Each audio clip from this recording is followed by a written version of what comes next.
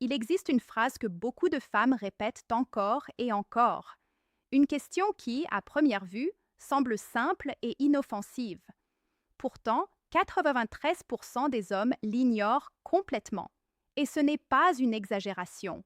Une étude de l'Institut Gaiman montre que les couples qui ne reconnaissent pas ce signal verbal ont jusqu'à 81% de chances d'échouer. Aujourd'hui, je vais te révéler deux questions que les femmes posent lorsqu'elles veulent se sentir plus proches de toi. Et la deuxième va complètement changer ta façon de comprendre chaque conversation avec une femme à partir de maintenant. Mais avant cela, il y a quelque chose que tu dois comprendre, quelque chose que presque personne ne t'a expliqué. Je vais te faire une confession du point de vue féminin. Cela peut être un peu frustrant à entendre, mais c'est la vérité. Nous disons rarement directement ce que nous voulons lorsque nous cherchons à nous sentir plus proches. Ce n'est pas un jeu, ni pour s'amuser, ni par mauvaise intention. Il y a une raison psychologique derrière cela. Cela implique des milliers d'années d'évolution et la manière dont notre cerveau traite la vulnérabilité et surtout ce que les psychologues appellent un protocole de sécurité émotionnelle. Voici ce qui est intéressant. Nous ne demandons pas la proximité avec des affirmations, mais avec des questions. Deux questions très spécifiques qui fonctionnent comme un code. Ironiquement, tu les as probablement entendues des dizaines, voire des centaines de fois, mais tu réponds souvent par rien, je ne sais pas, ou tu changes rapidement de sujet. Et à ce moment-là, sans t'en rendre compte, tu fermes une porte qui venait juste de s'ouvrir pour toi. Aujourd'hui, je ne vais pas seulement te montrer ces deux questions, mais aussi t'expliquer toute la psychologie derrière chacune d'elles. Pourquoi nous les utilisons, ce que nous évaluons réellement lorsque nous les posons, et surtout, comment tu devrais répondre si tu veux vraiment construire cette connexion. Car la bonne réponse n'est pas celle que tu imagines, et ta réaction automatique pourrait être la raison pour laquelle beaucoup de tes relations se refroidissent soudainement sans que tu comprennes pourquoi. Avant d'aborder ces questions, il est essentiel de comprendre le mécanisme général. Si tu te contentes de mémoriser les mots sans comprendre le contexte, tu feras la même erreur que la majorité. C'est comme apprendre des phrases sans vraiment comprendre la langue. Permets-moi de commencer par quelque chose qui pourrait te surprendre. La docteure Helen Fisher, une anthropologue biologique de renommée mondiale à l'Université de Rutgers et l'une des principales expertes de l'amour romantique, a découvert quelque chose de fascinant grâce à l'imagerie par résonance magnétique fonctionnelle, IRMF. Lorsqu'une femme se sent attirée et souhaite une connexion émotionnelle plus profonde, la première zone de son cerveau qui s'active n'est pas celle liée au désir.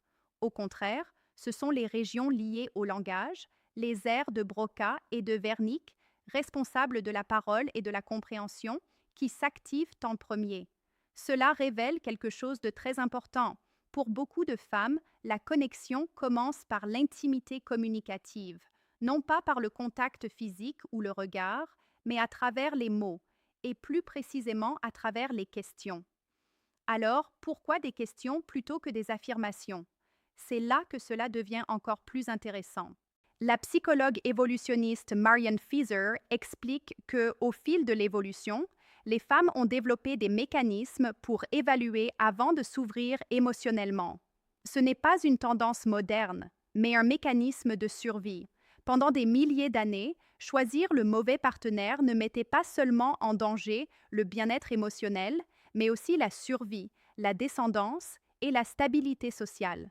C'est pourquoi le cerveau féminin a développé un système interne qui fonctionne à travers des questions. Des questions qui semblent simples, mais qui sont en réalité des tests subtils de compatibilité émotionnelle. Et c'est quelque chose que la plupart des gens ne comprennent jamais. Presque toutes ces questions ne cherchent pas de l'information, mais une réaction. Il ne s'agit pas seulement de ce que tu dis, mais de la manière dont tu le dis, ton ton, le moment, le contact visuel, si tu réponds automatiquement ou si tu prends un instant pour réfléchir, tout est interprété. La question peut sembler être un piège, mais ce qui est réellement évalué, c'est ta réaction. La docteure Sue Johnson l'a parfaitement résumé. Chaque question qu'une femme pose lorsqu'elle essaie de se connecter contient une autre question sous-jacente. Et cette question cachée est toujours la même. Puis-je me sentir en sécurité avec toi? C'est la clé de tout ce que tu es sur le point d'apprendre.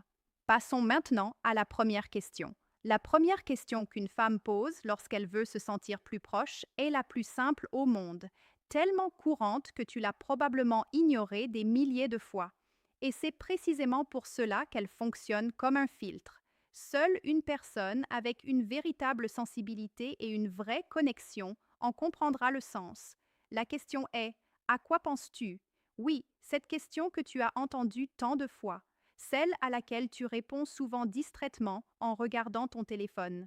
Celle qui semble banale, voire un peu agaçante, alors qu'en réalité, c'est l'un des signaux les plus clairs pour créer de la proximité. Quand une femme te demande à quoi tu penses, elle n'est pas seulement curieuse de ton travail ou d'une pensée quelconque. En réalité, elle fait ce que John Gottman appelle une tentative de connexion. Après avoir étudié plus de 3000 couples pendant 4 décennies, Gottman a découvert que ceux qui ne reconnaissent pas ces signaux verbaux ont jusqu'à 81% de chances de voir leur relation échouer. Oui,